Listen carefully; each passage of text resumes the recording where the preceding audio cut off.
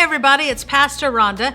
You know, we're reading through the Bible at least the New Testament in 60 days, and something we read in one of the segments really went off in me. And I want us to look at it. It's Acts 27, verse 23.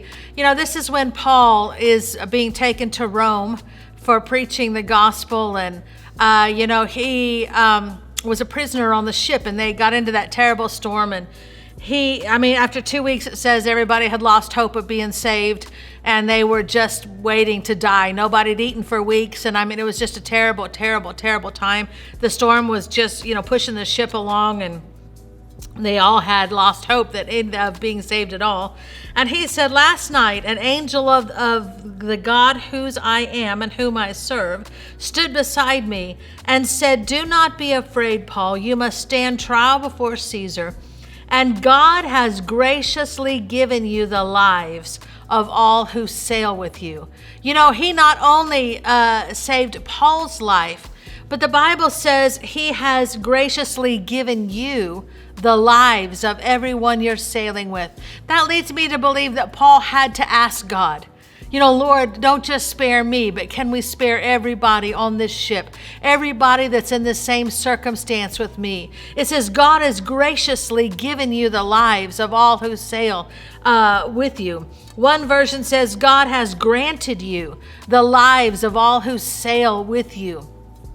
Again, that would tend to make me think that Paul asked for the Lord to spare the people. And then, as I was meditating on that, I thought, everybody on that ship was saved because Paul was on there, because Paul took the time to pray and intercede on their behalf. And then it made me wonder, during this time, are we so caught up in what's going on in our lives? Are we so caught up with the trauma and the drama of this time that are we asking God for those who are sailing with us through this storm? Are we asking him for mercy on people? Are we praying for those we know that are sick, whether they have a covenant or not? None of those people had a covenant with God, but God spared every one of them because Paul asked. My point is, you have favor with God, and because you have favor, you have an inroad to get God's power working on the lives of people around you that they wouldn't have on their own, because they don't have a covenant, because they don't have any standing to ask God for anything. During this time, let's not just be so caught up in us, my for and no more, that we don't realize the great authority we have, the fact that we can make a difference in the lives of other people. James 4:2, the end of that verse says, the whole verse says, you lust and you have not, you kill and you desire to have and cannot obtain.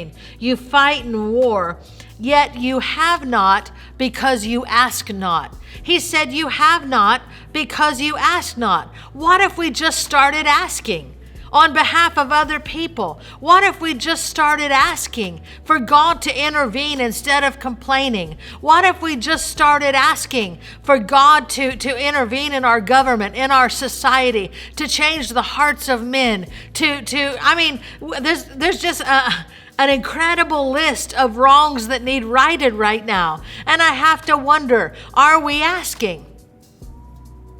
Are we asking? The Bible says we have not because we ask not. Listen, God gave Paul everyone in that ship with him because he asked. What could God do if we, with a covenant, would ask? Listen, you were born for this time.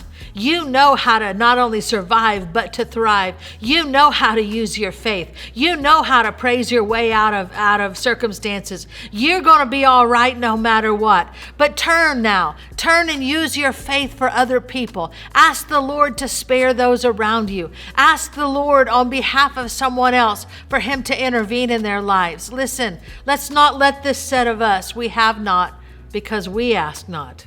Let's ask. He'll grant you. I know he will, because he's a merciful, loving God. Love you guys.